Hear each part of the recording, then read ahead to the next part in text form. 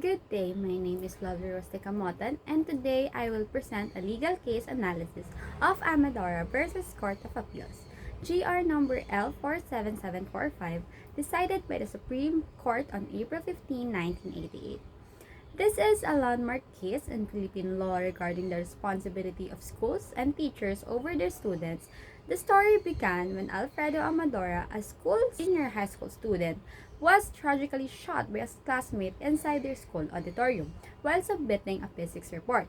His parents sued the school for damages. Using the IRAC method, we first look at the issue. The main question for the court was, are the school, the principal, and the teachers liable for the death of the student under Article 2180 of the Civil Code? In simpler terms, is the school responsible for a student's safety even if the school year is technically over but the student is in the school to finish a requirement? Second is the ruling. The Supreme Court ruled that the school and its officials were not liable for damages in the specific case. However, they made a very important clarification. They ruled that as long as a student is in the custody of the school for a legitimate reason like passing a project, the school and its teachers are responsible for their supervision. Now for the analysis, why did the court decide this way?